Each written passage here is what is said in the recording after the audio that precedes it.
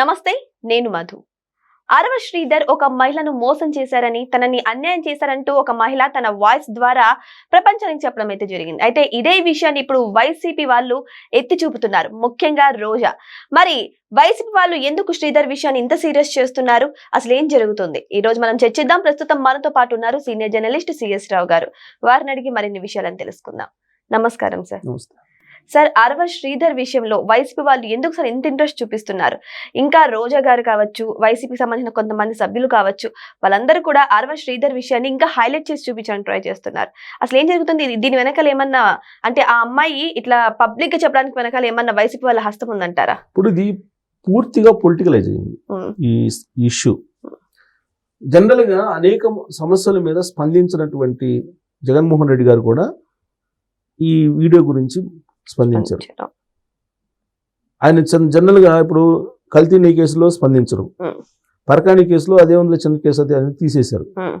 అలాగే లిక్కర్కి సంబంధించినటువంటి దాని మీద ఇప్పటి వరకు ఆయన అప్డేట్ గా స్పందించలేదు. ఎప్పుడో అప్పుడప్పుడు అదే కక్ష పూర్తికి పెట్టారని కేసులు అన్నారు కదా, ఆయన లిక్కర్ కేసుకు సంబంధించి పాలసీ, లిక్కర్ పాలసీ కానీ కేసులు షార్ట్షీట్ గురించి కానీ ఇప్పుడు మాట్లాడలేదు.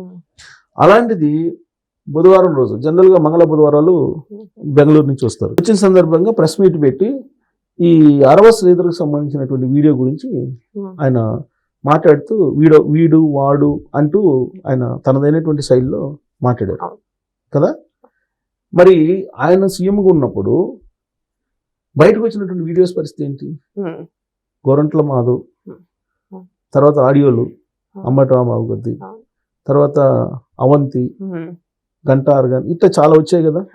తాజాగా కోడమూరి మాజీ ఎమ్మెల్యే తెచ్చింది కదా, వాళ్ళ పార్టీ కదా. మరి దాని గురించి స్పందించలేదు.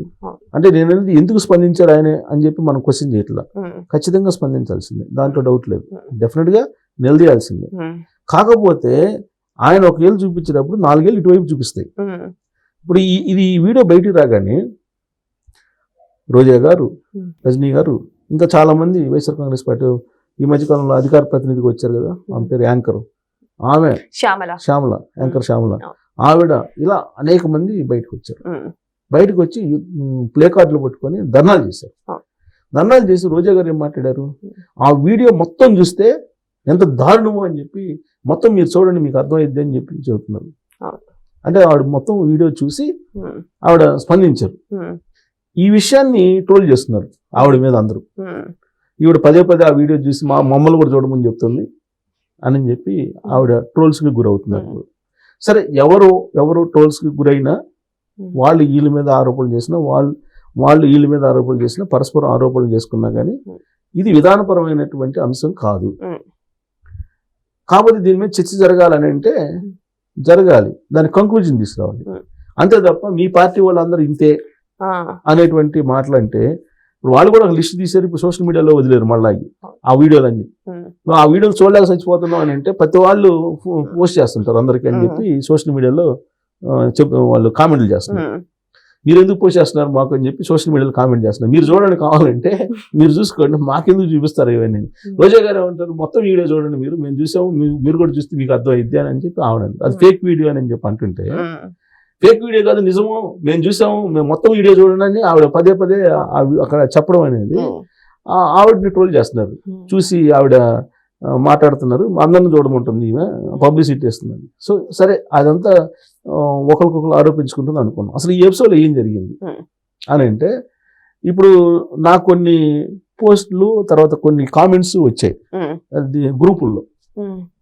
ఇప్పుడు వాణి అనే ఆవిడ గవర్నమెంట్ ఎంప్లాయ్, ఆవిడ మరి ఎక్కడ ఏ ఆఫీస్లోనే ఏమో కానీ మొత్తానికి గవర్నమెంట్ ఎంప్లాయ్. ఈ గవర్నమెంట్ ఎంప్లాయ్గా ఉన్నటువంటి ఆవిడ ఎమ్మెల్యేగా గెలిచినటువంటి అరవ శ్రీధర్కి ఫేస్బుక్లో విషెస్ చెప్పారు. అక్కడి నుంచి వీళ్ళ పరిచయం ఏర్పడింది అని చెప్పి చెబుతున్నారు. ఓకే, ఆ పరిచయం కాస్త వీళ్ళకి సాన్నిహిత్యంగా మారింది. ఈ సాన్నిహిత్యం కాస్త ఎలా పోయింది, 1.5 సంవత్సరంలో 5 అబార్షన్లు చేయించుకునే స్థాయికి వెళ్ళిపోయింది. అసలు 1.5 సంవత్సరంలో 5 అబార్షన్లు ఎలా జరుగుతాయి అని చెప్పేసి లేడీసే చాలా మంది కామెంట్లు చేస్తున్నారు. నాకు ఎవరో లేడీ భలే మాట్లాడారు, నాకు పోస్టులు వస్తూ ఉన్నాయి, నేను ఆ వాయిస్ నేను కూడా అసలు ఏంటి చెప్పేది నిజమే కదా అని అనిపించింది నాకు కూడా. అంటే 1.5 సంవత్సరంలో 5 అపార్షన్లు అంటే ఇంకా నా అదే పనిలో ఉన్నారా వీళ్ళు మరి అంటే జనరల్ గా 1.5 సంవత్సరం 5 అపార్షన్లు అంటే 5 అపార్షన్లు చేసిన వాళ్ళు ఎవరు అసలు అది చట్టవిరుద్ధం కదా, అవును ఎలా చేస్తారు, ఇవన్నీ వస్తున్నాయి. సో ఇక్కడ జగన్మోహన్ రెడ్డి గారు ఏం మాట్లాడారు చూద్దాం. ఫస్ట్ దీని మీద ఒక లేడీ మాట్లాడారు, నాకు పోస్ట్ వచ్చింది, ఎవరో ఈ లేడీ.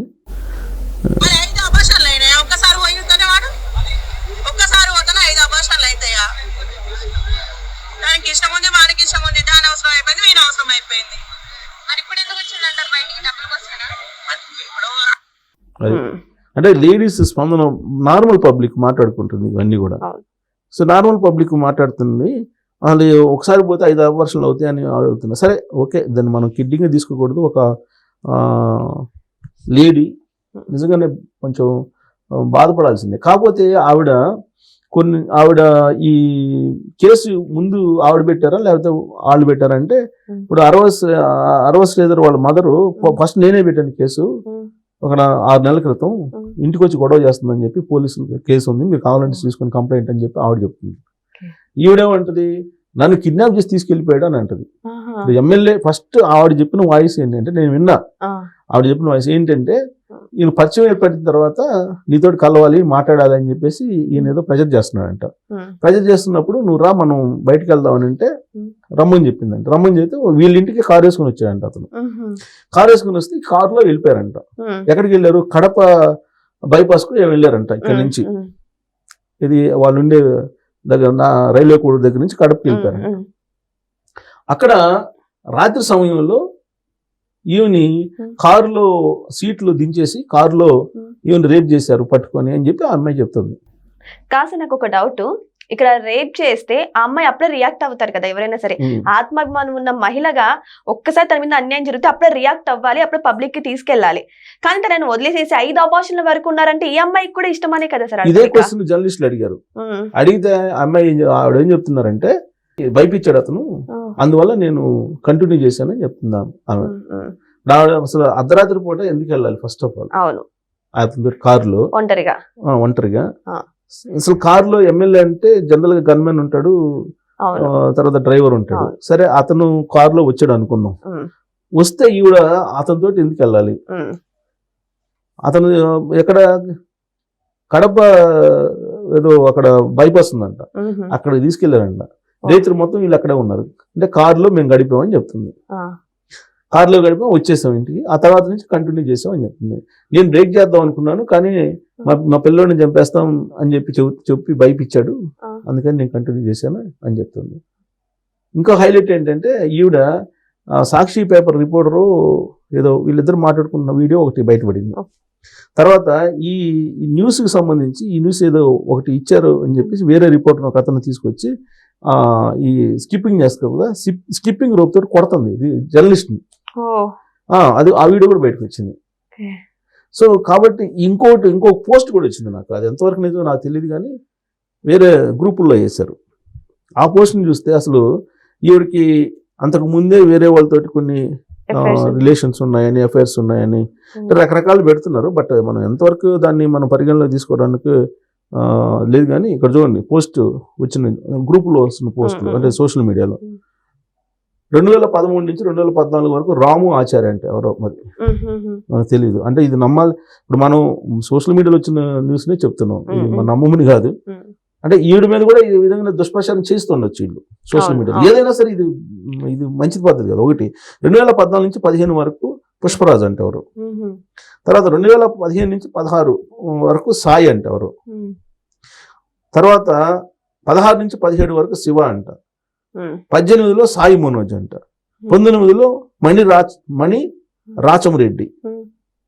మరి ఇలా పేర్లు రాసుకుంటూ వచ్చారు. ఇది ఎంతవరకు నిజమో, అంటే సంవత్సరానికి ఒకరు ట్రాక్ చేసేసి ఈవిడ డబ్బులు సంపాదించడం అనేది ఈవిడికి అలవాటు అనేటువంటి యాంగిల్లో ఈవిడ మీద రకరకాలుగా కామెంట్లు చేస్తున్నారు. ఇప్పుడు ఈవిడ మంచిదే అనుకుందాం సార్, ఆవిడకి పెళ్ళయింది, ఒక బాబు ఉన్నారు. మరి ఇలా 4-5 సార్లు ఒక ఎమ్మెల్యే తీసుకొని తన వైఫ్ ని తీసుకొని వెళ్తుంటే ఏ పురుషుడైనా ఊరికనే ఉంటాడు సార్, ఒక్కసారి కాకపోతే ఒక్కసారైనా రియాక్ట్ అవుతారు కదా. ఓకే, వాళ్ళిద్దరి మధ్య గొడవలు జరిగిండొచ్చు, కానీ ఒక మహిళని ఇలా చేయడం తన హస్బెండ్ కి తెలియకోకుండా ఉంటుందంటారా? హస్బెండ్ కి ఎమ్మెల్యేనే ఫోన్ చేసి చెప్పాడు, మా ఇద్దరి మీద రిలేషన్ ఉంది, నువ్వు కాముగా ఉండు అని చెప్పి భయపించాడు, బెదిరించాడు, డైవర్స్ తీసుకోమని చెప్పి భయపించాడు అని చెప్తుంది ఆవిడ.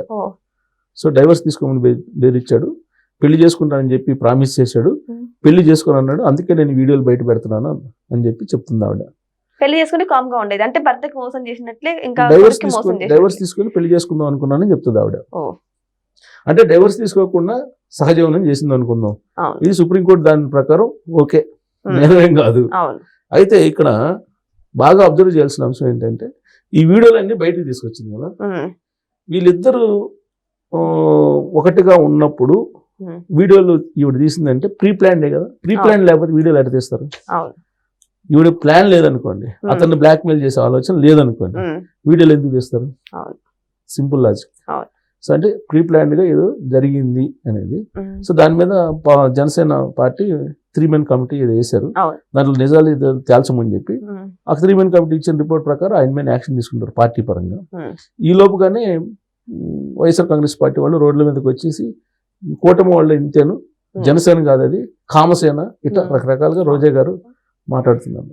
సో అందుకే ఆ రోజా గారు అట్లా మాట్లాడుతున్నారు కాబట్టి రోజా గారు వీడియో మొత్తం చూసి ఎంజాయ్ చేస్తున్నారు అని చెప్పి జనసేన వాళ్ళు ట్రోల్ చేస్తున్నారు.